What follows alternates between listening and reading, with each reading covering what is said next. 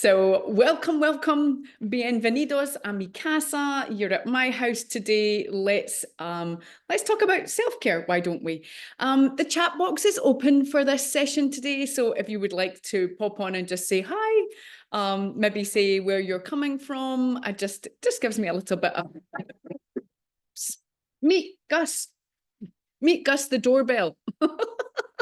In fact, somebody just put in the chat box that they liked my dog. See, he's a bit crazy, but he's off to go and nap now, hopefully. So if you just want to put something in the chat box, that would be fun. And if you'd rather remain anonymous, that's also good too. Fernando from Portugal. Oh my goodness. Okay, Fernando, can we just be transported to where you are? Portugal sounds good. We could all do a little bit of Portugal. Maybe we'll host a webinar from Portugal one day. Okay, well, while you're putting some stuff in the chat box, I'll go ahead and get started because I want to be aware that we've only got 60 minutes together today and we've got quite a lot to get through. Yes. Hi, Samuel. Samuel, you're in Houston, Texas. Me too. Go Texas. It's lovely to see where you're all coming from. Okay, so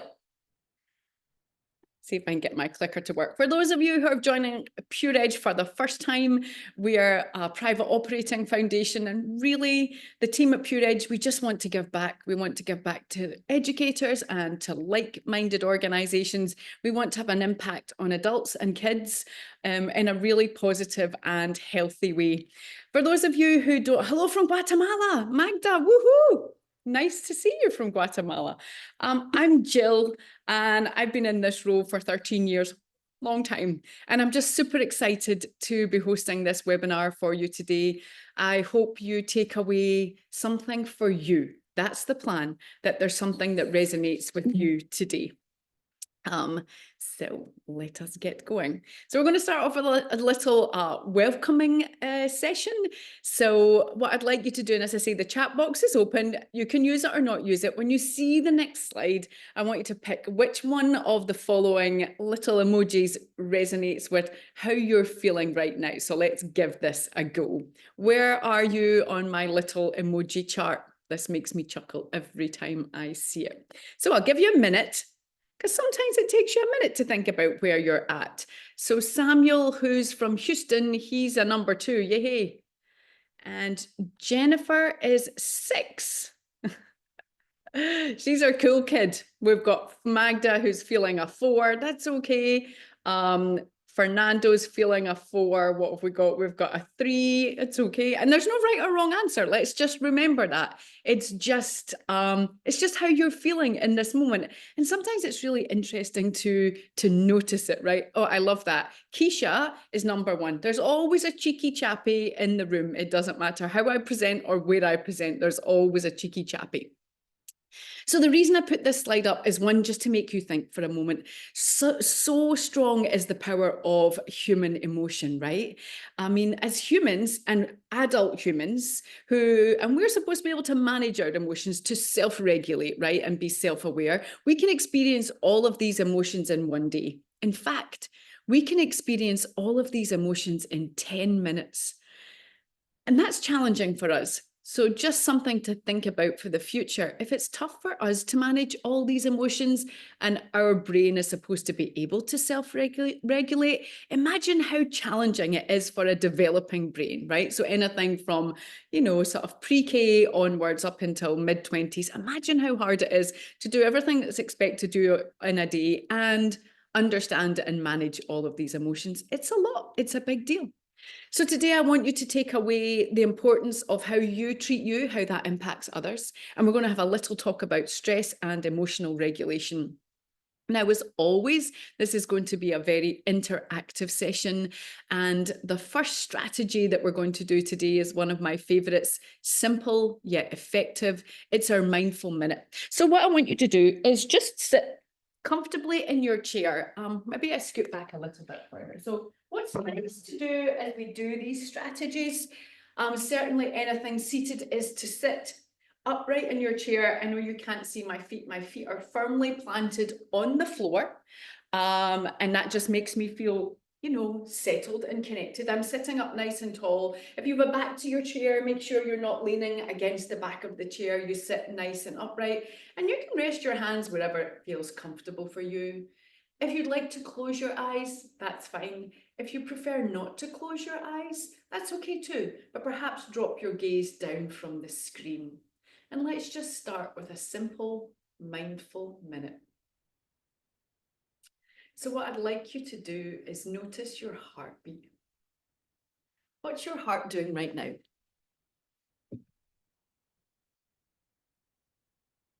Is it beating fast or slow? Where do you actually notice the beat of your heart? See if you can become aware of where it's the strongest or most noticeable. And then check in with your breathing. What's your breath doing right now? Are you breathing into your abdomen, or do you feel your breath more around your collarbone and chest? Are you breathing fast or slow? Notice your breath at your nostrils. Is it warm or cool? And then just think back to that little emoji slide. How are you feeling right now? What's going on with you? Are you sad, excited, curious, angry, or maybe it's a more basic need? Thirsty, hungry, tired? Just notice, no right or wrong answer, just being aware. And if your eyes were closed, now just open them. So that was 60 seconds just for you to check in with you. And it's just a really nice way to start your day or throughout your day to have a simple check-in that doesn't take too much time or energy, just to notice how you're feeling and what's going on with you. So everything that I'll share with you today, you're going to find on our website, pureedgeinc.org. You're going to find the brain break strategies that we're going to do, and you're going to find all of our curriculum. If there's anything that isn't there or you're more curious about, feel free to drop us an email through our website, and we will absolutely get back to you and help you with any of our curriculum or strategies. This is a really interesting statement. In order to have an impact on others, you must first have an impact on yourself. Every time I read this, it seems like that should be so simple. We know, right? This self-care, prioritize your well-being. We read about it, we hear about it all the time. And actually, it's really difficult. It's really difficult to prioritize your well-being. I used to like to ask educators when I was doing in-person sessions, what's going on with you? What does your to-do list look like? What have you got on your to-do list? And some people roll their eyes, oh, you don't want to see my to-do list, Jill, but I do. I'm interested. And so I'm going to tell you that 99.9% of the time I'd see the to-do list. And I know that educators across the country wear 6 hats, and they also have their own personal lives. And so there's a lot going on, right? Tell you 99.9% of the time I would look at the to-do list and hand it back and say, where are you on your to-do list? Where are you? And mostly people would roll their eyes at me, right? Because yeah, Jill, do you know what I do for a living? Do you know how busy I am? Do you know how many kids I've got? I do, I understand. But what I want you to think about as you leave this session today after our 60 minutes together is, how can you ensure that you're number one on your to-do list? Can you put yourself there every day? And if you really think, oh, I can't do that, I absolutely can't be number one on my to-do list, then try and be in the top 3 of your to-do list every day. Because by starting to have an impact on yourself, making yourself a priority, seeing that in writing and prioritizing it, that's a really good place to start in terms of your self-care, right? Now, at Pure Edge, we like to keep our strategies simple and effective, so we use breathe, move, rest. There are so many things you can do for your well-being. Play a musical instrument, perhaps you're creative, maybe you like to cook, maybe being with nature is what is your thing. And those are all really impactful and effective, but they're not always easy to do in our working day. It's not always an option to say, I like to be with nature, I'd like to climb a mountain or walk around a lake, and you say to your class or your colleagues, I'll be gone for an hour while I take care of myself. those things are time consuming often. So the reason we think breathe, move, rest really works is they can be short and super effective strategies that you can just weave into your already busy day. We talk about social and emotional learning all the time. I want you to remember this, that social and emotional learning starts with the adult. It starts with us. It starts with us prioritizing our self-awareness and our ability to self-manage. And that self-awareness starts with something as simple as the mindful minute that we just did. You took a moment just to become aware what's going on with you. And the next stage from that is when you become aware with what's going on with you, then you know how to manage what's going on with you, right? So SEL starts with us. Now, why are we doing all of this? Why are we prioritizing our well-being? Well, we want to be responsive versus reactive, right? To be reactive is exhausting. It takes a lot of our good energy. It takes a lot of our good brain power. It uses a lot of our executive function. So we want to try and be able to take a breath and be responsive versus reactive because it's good for us. I like this quote a lot by Dr. Kate Gallagher, and there's a couple of reasons I like it. It's really the first few words. It's essential for adults working with young children, and you can read on. She doesn't say, maybe give it a go. It's a good idea. That word essential is extremely powerful. When I read this quote, I think about educators. I think about anyone who works with kids, but really it makes me think of parents all over the world, because parents every day are adults who are working with young children, right? And so when we think about that, prioritizing our well-being as an adult, right? It's not only in our role as educator, it's actually in our role as being family support or a carer, right? It's just really important that we remember that we all need to prioritize our well-being. Now, as I said, for us at Pure Edge, breathe, move, rest strategies are key. They're simple and effective. But when I say breathe, I'm actually talking about nasal breathing. So as we go through our strategies today, what I want you to try and do is breathe in through your nose and out through your nose. We're going to not use the mouth. Now, I've put up a few reasons why, right? It helps activate the parasympathetic nervous system. That makes us feel settled and calm. It's a filter for the body, right? Using the nose. It warms the air that you take in from outside to body temperature inside. It helps support the development of a really strong, healthy internal core. And it increases energy, right? Because when you breathe with your nose, you get 18% more oxygen to your brain. 18% more is absorbed. And these are all great and useful. There's another reason you should breathe with your nose, because that's why you have a nose. Right? It's your body's breathing apparatus. We want to use our body's breathing apparatus. We want to try and not breathe with our mouth, because oftentimes what happens is, we're doing something, working on our laptop, on our phone, writing a report, and we get this kind of, right? Have this thing where we're breathing in and out through our mouth. And actually, it's not the most effective way for us to breathe. I love this quote by James Nestor. If you haven't read his book, it's really good. The missing pillar in health is breath. It all starts here. And so breathing effectively can have so many benefits to us. In fact, if you were to Google that, you would get pages and pages. Anyway, I think we should give it a go. We're going to do a strategy called even in, even out. And so we're going to use the same setup that we used for the mindful minute. And I'll just pop back a little bit, because I just think it's useful if you see how I set this up. So feet firmly planted on the floor. My shoulders are relaxed. My hands are rested. I'm sitting up nice and tall. Now, for this strategy, as I say, we're going to try this nasal breath that we've been talking about. And we're going to do even in, even out. So we'll breathe in for one, out for one, in for two, out for two. We're going to go all the way up to 5 and then back down to 1. Don't worry if you lose count. Just keep breathing, because that's always useful.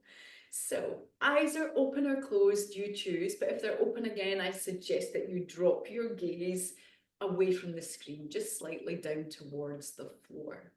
Let's just begin by seeing if you can find a nasal breath. So breathe in and breathe out, jaw relaxed. Breathe in and breathe out. So I'm going to start with the count now. inhale 1 through the nose, nice and slow and easy. And then exhale for 1. Now let's inhale 1, still inhaling 2. Now begin to exhale. 2, 1. Begin to inhale 1, still inhaling 2. Little bit more breath in now. 3. Keep the face and jaw relaxed and soft. And begin to exhale. 3, 2, 1.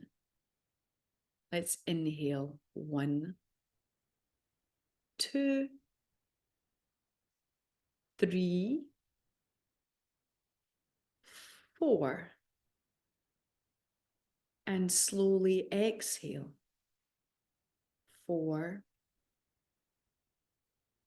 3, 2, 1. Soften your shoulders. Inhale 1, 2,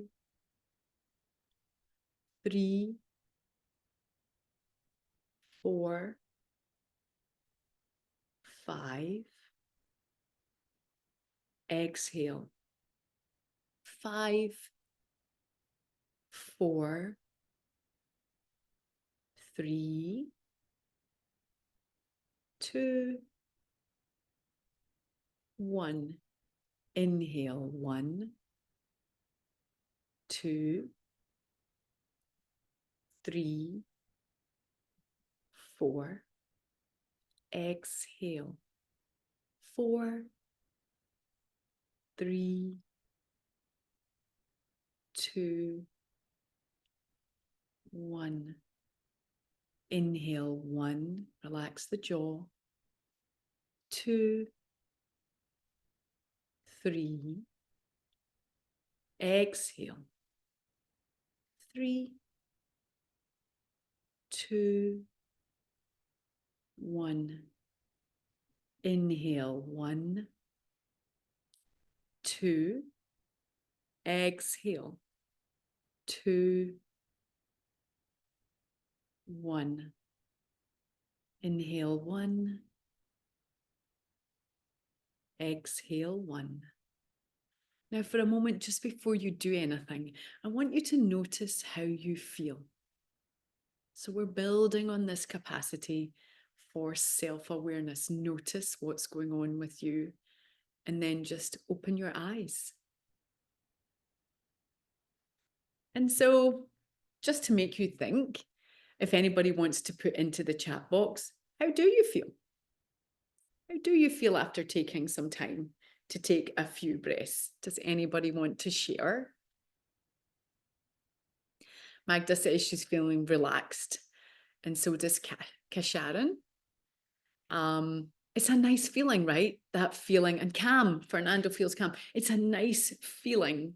And it's nice to notice. So that's the difference between respond versus react, right? Where you feel settled and at ease, I like to say, versus where there's a lot going on and you feel overwhelmed and anxious. Claire says she feels very calm. And Samuel says it's a good feeling, right? So what's nice is we're all agreed we feel benefit from this. So that's another reason to add it to your to-do list, because straight away we've been together for what, 20 minutes, and already you're feeling some of the benefit of prioritizing some time for you, right? So let's have a little conversation, and we'll use the chat box to interact a little bit with each other. So I'm going to assume, because we all live a life, right, that you know exactly what stress is. So stress is the physiological, it's the response that we have in our body to a stressor. And a stressor, our daily life hassles, stressors can be teeny tiny things that are not hugely significant, like you stub your toe on the end of the bed and that makes you say beep, beep words. Or it can be huge and life-changing, right? But the body responds in the same way, usually regardless of how impactful that stressor is. So I want to ask you the question, if we experience stress and it's in our body and it's something we feel. Where do you feel stress in your body? When you're stressed, what part of your body notices it the most? And you can use the chat box to share that with everyone. So Mandy reckons, yeah, her neck. Absolutely, Mandy. And in the chest, tightness in the chest. The muscles in the neck tend to contract and constrict a little bit. Back pain. I'm sorry to read that, Magda, but yes, understandable. Again, it's this changing shoulder, says Laurie, tension in those muscles, right? Everything starts to contract and constrict. And also, you know, stress is an energy vampire.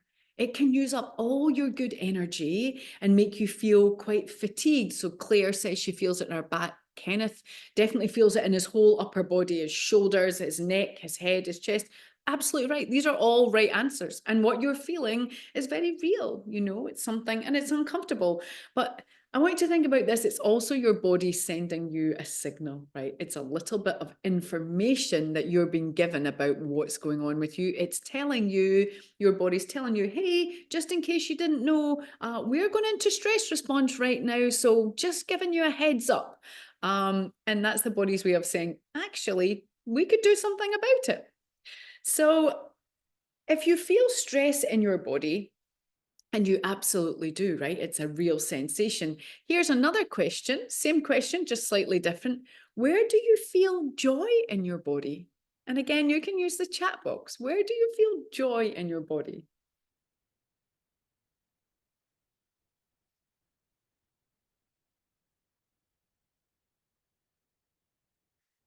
Magda says in her chest. Absolutely. I think sort of that whole heart area, your hands. I get that, Jennifer. Usually for me, it's my feet. Just I feel light-footed and also chest. Yeah, chest. Overall self, I agree too. All over. It's definitely an all over feeling. You know, oftentimes people comment where they feel joy, and it's often in the same place that they feel stress. And it could be that that's just a hypersensitive area of the body, and you're more akin to noticing things in those parts of your body, right? What was interesting is that when I said, where do you feel stress? It took not a nanosecond in the chat box was going, but when I said joy, there was definitely a pause. It was like you all had to stop and think, joy, joy, what is this thing you call joy? And I don't mean that. But it's harder for the body to focus on positive things. So the human brain is predisposed to negativity. So we tend to focus on negative things faster than they. Sharon says she was thinking hard. Yeah, right. You often have to think about where you feel joy. But it's again something, it's a worthwhile exercise if you're having a particularly hard day. And so the brain's honing in on the negative. It does us good to think about something positive, to think about something that brings us joy, something or someone, right? These are just really useful strategies to do to help turn the brain around from the moment that it's in. Now, it's important that I mention that not all stress is bad stress. Absolutely not. There's a lot of stress is really good for us. But the stress we're talking about today is definitely a stress that's detrimental.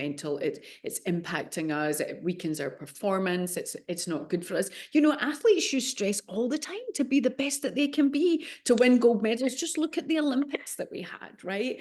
The effort that it took them, the stress they put in their body wasn't a negative stress, it was a positive stress. And so we have this optimum area of stress in our bodies. So we have, you know, you can see here from the curve, we have where we're high stress and anxious. That's bad for us. And also when we have nothing, when we don't have anything going on, when we're not inspired or motivated, also it can lead to us feeling sad and a little bit down. So there's an optimum area of stress for us. And then there's the either side of that coin, right? So I just want you to remember, not all stress is bad for us, but also note that stress is contagious. If you're with someone who's experiencing high stress or high trauma, you're going to absorb that. And that's what it is to be human, right? We have compassion, we have empathy, we feel for other humans, we feel for our friends and our colleagues and the kiddos that we work with and the people that we come into contact every day. So just bearing that in mind, that whatever stressors we have go into our environment, and by the same token, we absorb the stress in the environment that we are in. So we're going to do a movement strategy now. I said breathe, move, rest. I love this one.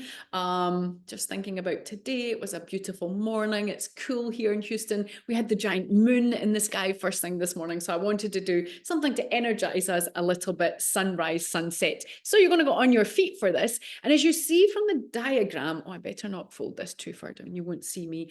We're going to be forward folding. So make sure you're not near a piece of furniture that you might, bang your head on or tip my screen a little bit. Just being aware that you just need a little bit of space around you. So for this strategy, what you want to do is have your feet hip distance apart, right? So they're hip distance apart, your hands are by your side. That's just giving your body enough space to move. Now what we're going to try and do, excuse me, is we're going to try and coordinate our nasal breath and our movement. So as you inhale, the arms will go up, and as you exhale, we're going to forward fold. Now, bear in mind that while the image that you see, that looks very easy for that body, it might well be that your forward fold stops here at your knees, or it might well be you go to your shins, or perhaps you want to bend your knees a lot and take your fingers towards the floor. All of these are a perfect example of sunrise, sunset. They're just little modifications that we make to suit our body and be helpful for us, right? What we don't want to do is do something that causes stress or pain in our body. So be very aware of that as you go through this movement. I'm just going to turn slightly on the angle, but you can face the screen. So just draw your tummy in slightly, relax your shoulders, and first of all, let's find the nasal breath. So breathe in through your nose and breathe out through your nose. Let's do a couple more. Breath in, breath out. So we're setting our intention here. We're starting to get the body into the state of being responsive. Breathe in and breathe out. Now let's move with the breath. Inhale. As you breathe in, the arms go up. Look up at the ceiling. Relax your shoulders and bend your elbows if that feels more comfortable for you. And as you breathe out, we're going to forward fold. So you either stop knees, shins, maybe the floor, and bending the knees as you need. And let your head hang like a rag doll as you fully exhale. Now draw the tummy in, begin to inhale slowly, inhale rising all the way up, push your feet into the floor, look up at the ceiling, and now we're going to go back to the starting point. Bring your hands down by your side. We call this standing mountain, draw the tummy in. Let's go again, inhale, take the arms up, lift your chin, look up at the ceiling. Begin to exhale and fold your body down towards the floor, knees, shins, ankles, knees bent. Do what feels good for you. Relax your head completely. Breathe in, take your arms over your head, look up at the ceiling. And as you breathe out, come back to our starting point. Let's do two more. Tummy draws in, inhale, arms up, look up. Exhale, forward folding, take your time, choose your option, let your head relax. Inhale, rise all the way up, look up at the ceiling. Exhale, back to the start. One last time. Breathe in, go up. Breathe out, fold forward.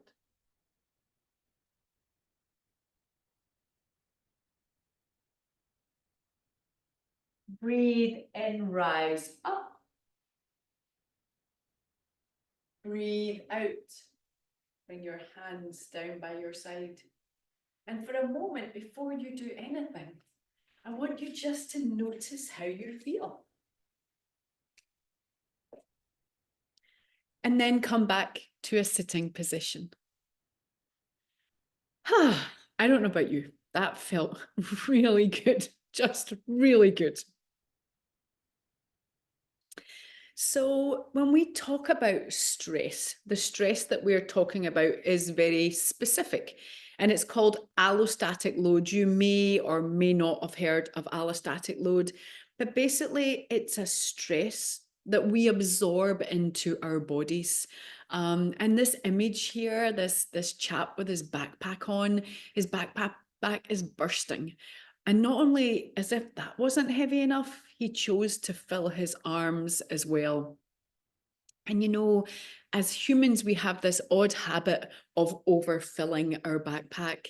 I often hear in my own life and in my professional life, if I just get to Wednesday, if I just finish this job, if I just get to the end of the week, if I just do this, if I just get that done. So constantly loading up your backpack with the next thing, the next thing, the next thing that needs to get done. And then perhaps at the weekend you have downtime, you're like, oh, but then we start again, don't we? On the if I just get to, if I just finish this. Well, the thing is that the human body was not designed to function in that way. The human body was not designed to carry this load around with us all the time.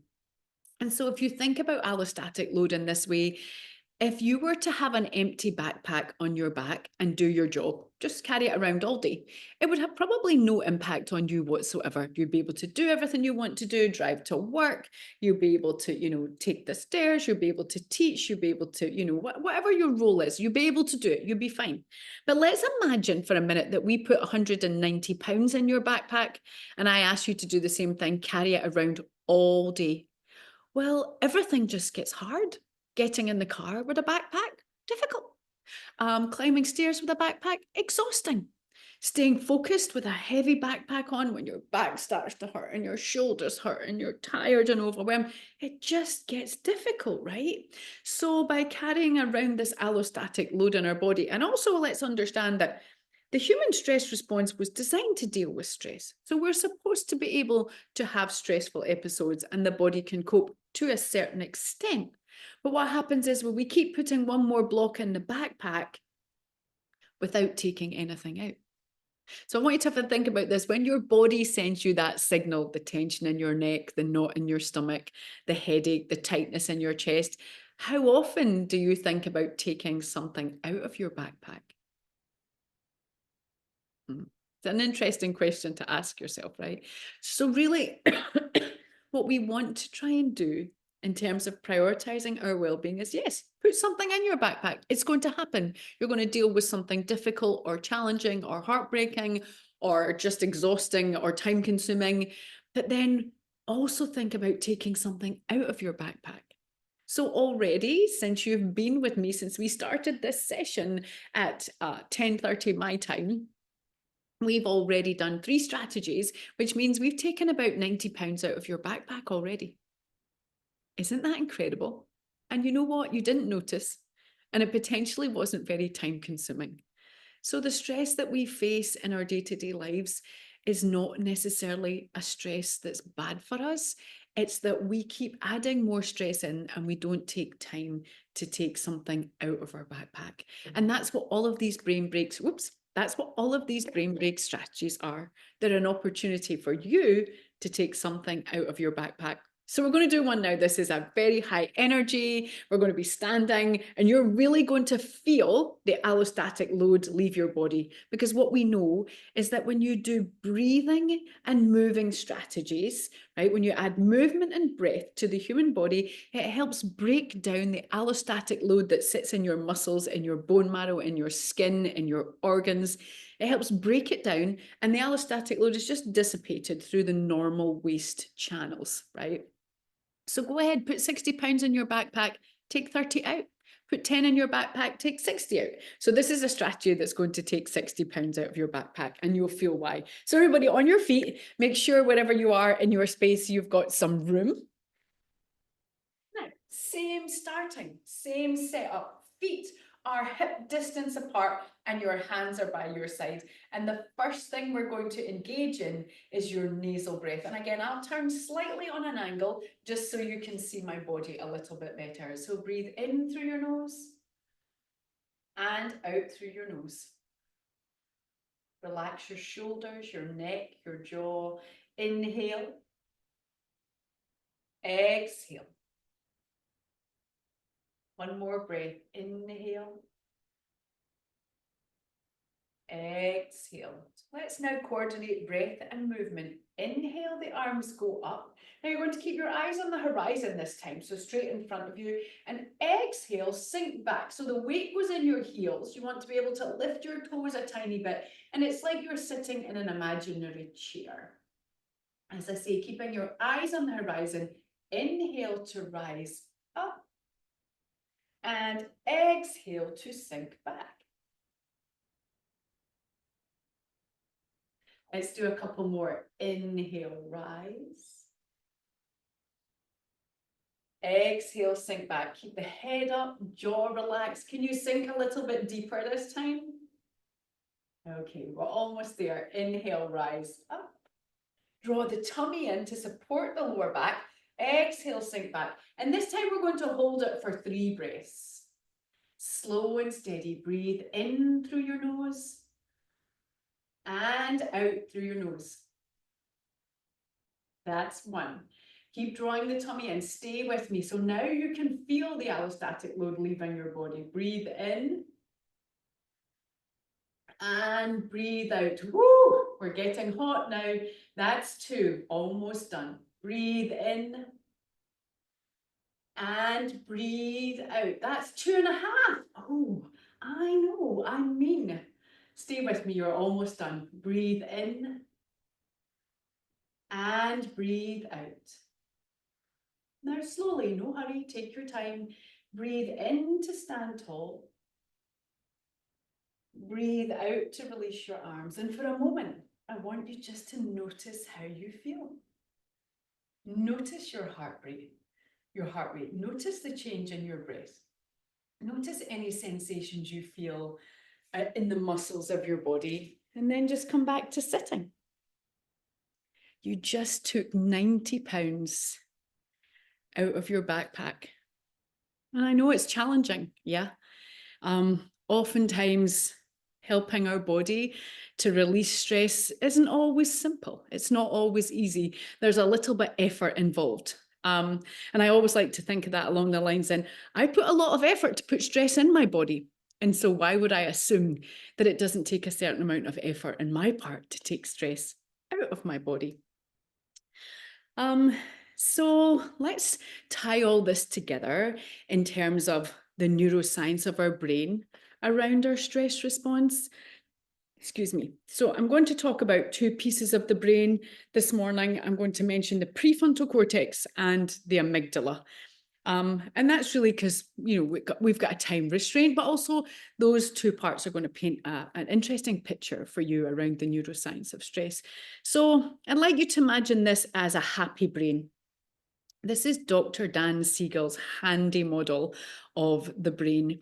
And so you can see I've made a fist. This piece here, the wrist, that's the oldest part of the brain. The brain stem comes out of the back of the head and into the central nervous system. The 4 fingers that you see here that make the fist, that's the prefrontal cortex. So often nicknamed the PFC, that's the problem solving, rationalizing, reasoning, decision-making part of the brain. Quite often you'll hear it referred to as executive function. So you're using that part of your brain a lot, yeah? And you see my thumb, I placed it underneath the fingers. Well, that's the amygdala. And amongst other things, the amygdala is responsible for your emotions, of which we've already discussed. There are many, and we can experience them in a variety of ways. And so the reason that this is a happy brain is that the prefrontal cortex, the reasoning, planning, problem-solving part of the brain, is really taking care and supporting the emotional part of my brain, which not always, but at times can be more fragile, right? The emotions can get triggered maybe more quickly, jump out at you when you least expect them. So this is what we call a happy brain. But the human brain doesn't always look like this, and nor was it designed to. The human brain wasn't always designed to be happy. No. When you experience a stress response, or when your backpack gets too heavy, right? When something doesn't go right for you, and oftentimes this happens earlier and earlier in our day now. You imagine you're lying in bed, you're tucked up, you're still under the duvet, you haven't even got out of your pajamas yet, and there's this device beside your bed. And you can't help it, can you? It's 5:10 in the morning, and you pick up your phone and you look at it and you go, are you kidding me right now? No, not today. Your brain does this. Bam, it flips its lid. It goes into a stress response, which is normal, right? This is a normal response for the brain to do. And so what I mean when I say that your brain has flipped its lid, well, your prefrontal cortex, your reasoning, planning, problem-solving part of your brain has gone offline. Basically, it's no longer talking to the rest of your brain. It's gone offline. It says, I can't do this anymore. It's like, when you're on Zoom or in Teams and you get thrown off and you're just left with that spinning circle and you have to sort of reboot and log out and log back in again. It's exactly the same thing, but in our human brain, right? So you've flipped your lid. Well, what does that mean? Who's controlling what you need to do next and decisions and planning now? Well, your amygdala is. Oh dear. Oh, dearie, dearie me, right? We are not the best version of ourselves oftentimes when our emotional brain is in the driving seat. But here's what's incredible about the human brain. This is normal. You're going to flip your lid. Stressors, daily life hassles, they're going to come along, right? They're going to happen. We can't say, oh, come and do a webinar with pure edge and stress will be gone. No, it's a part of life, right? But so here's what happens. You flip your lid. You've flipped your lid because the signals your body sends you, your chest is tight, you're not in your stomach, your tension, headaches, so on and so forth, right? We sort of established that our body tells us, gives us a signal. And so that you've flipped your lid and you're here, and that your brain here is not the best version of itself. But guess what happens? When you get here, when you get sent the signal, you can sit, you can close your eyes, easy, or even in, even out. Here I go. It takes me maybe 2 minutes, 2.5 minutes to go from 5 back down again. But here's what happens when you do these breathe, move, and rest strategies. So by taking time to take a load out of your backpack, you bring the brain back to its happy place, known as homeostasis, right? So it's not that this is bad. It's that what happens, and basically if we think about this in terms of the backpack analogy and allostatic load, is that you got that text message that made you flip your lid at 5:10 in the morning, but you're still here at 9, and you're still here at 11 a.m, and you're still here at 2:30, and you're still here at 4:30, and you're still here at 9:30. And finally at 10 o'clock at night, you sit down to rest, to watch some television, and finally your brain starts to come back to here. This is when your backpack is getting too heavy. This is a dysregulated stress response. What we want to happen, what is a healthy stress response for the human brain is this. Flip your lid. Yeah, it's okay. You're allowed. You can flip your lid 150 times a day, but come back to here. Oh, again? That's okay. Come back to here. This is a healthy stress response. And this is what we mean by well-being, right? So you're taking an opportunity to give your brain, and along with that, your body, because they're connected, right, very deeply, to be self-aware and self-manage. You're aware and you manage, right? This is what we call a healthy stress response. Interesting, right? And I'm sure a lot of you have heard this before. So when we tie all this to our brain and our learning, the 3 most important aspects of learning: attention, focus, and memory. So those are the things we need to learn: attention, focus, and memory. They're all controlled by our emotions and not by our cognition. So why would we not want to take care of our emotional brain? And why would we not want to help kids learn and understand about their emotions? Because they're using their emotional brain to support their, attention, focus, memory all the time, much more so than an adult is. The developing brain, the young brain, relies on the amygdala to help support the prefrontal cortex when the prefrontal cortex isn't mature. Because, that reasoning, planning, problem-solving part of the brain, the prefrontal cortex, does not mature until boys around 25 and girls around about 21 to 22. That's crazy. your mid-20s before your brain is, your prefrontal cortex is fully developed, right? And so, you know, you get to kind of go back in time now and forgive your 18-year-old self all the crazy that you did. Because your prefrontal cortex was still developing. You were relying a lot on your emotional brain, and your emotional brain maybe said, yeah, it's fine, just do it. What's the big deal? What's the worst that can happen, right? Then as you mature, that tends to change as the brain matures. The neuroscience around all of this is clear. How we think is affected by how we feel, right? So remember that when you think about your well-being. And I think also remember the brain is a muscle just like any other muscle in the human body. Your brain's a muscle. So if that muscle gets fatigued and tired, so for example, if you were running a marathon, most people would not run a marathon one day and get up the next day and run another marathon. No, they'd take rest. In fact, when people are building up to marathons, they tend to get to their ultimum running the full marathon speed and time and distance at least a week before the actual event. And then every day back from that, they back off, resting the body a little bit to prepare it for what's to come. So why would we not assume that our brain needs rest and recovery as well? Yes, work your brain. Yes, have a stress response. Yes, flip your lid. It's all okay, but do something to recover. And again, have a stress, do something to recover. So it's not stress that's necessarily the enemy of our human brain and the fatigue we feel in the body. It's that we don't take time to allow for recovery. If we tie this back to working with kids, kids are notice everything, right? They really are. They observe everything way more, I think, than we realize, and oftentimes give them credit for. So what's really nice in terms of helping kids support their emotional learning and regulation is to model.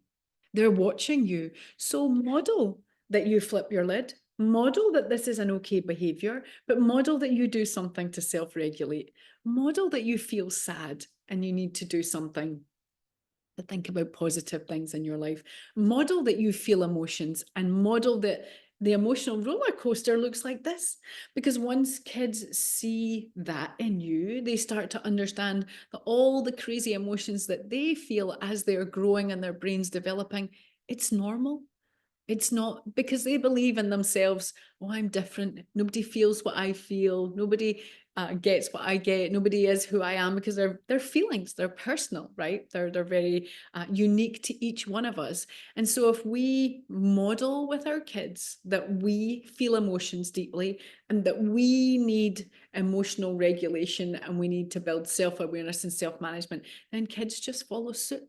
They understand that that is normal behavior, and they grow up developing their capacity for self-awareness and self-management, right? Super useful.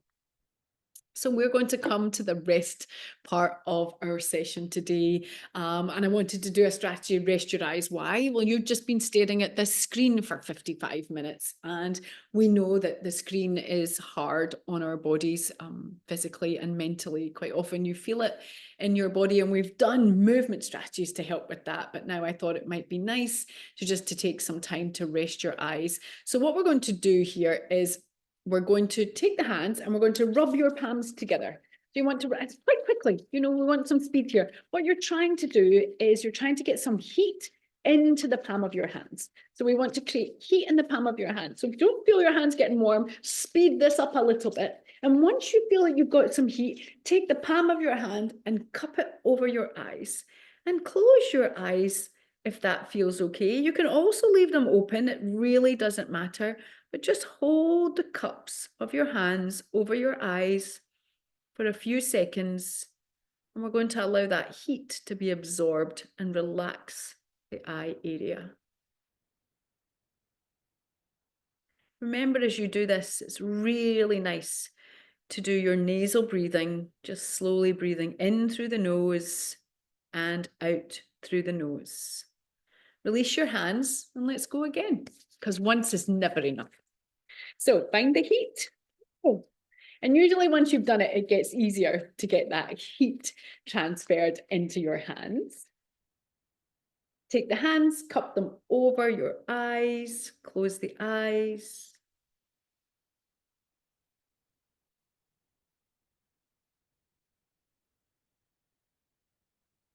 Focus on your nasal breathing.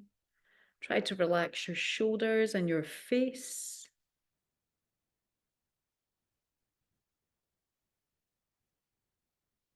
Release the hands. And let's go one last time. Why? Because we can.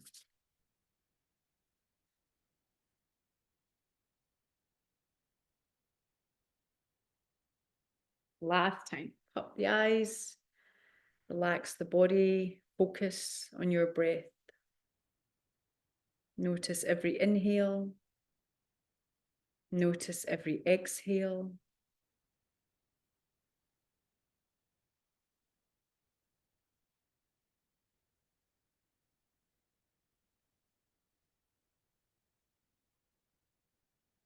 And release your hands.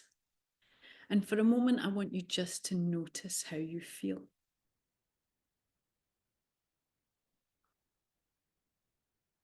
We just took another 40 pounds out of your backpack with our simple breathe, move, and rest strategies.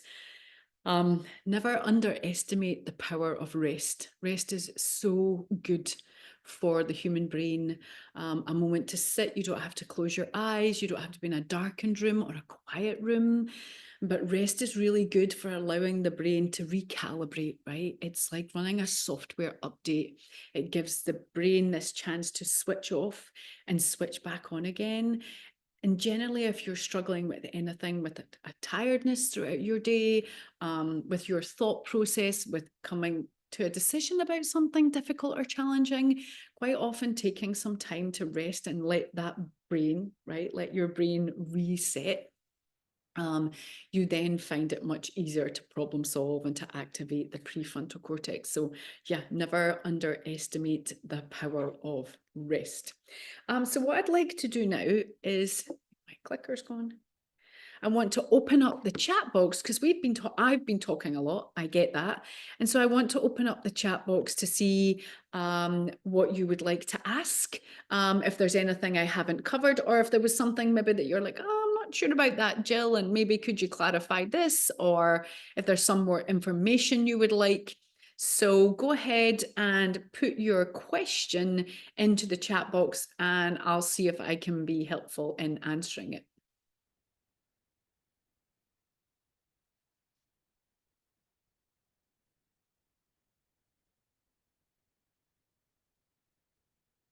And any question is a good question.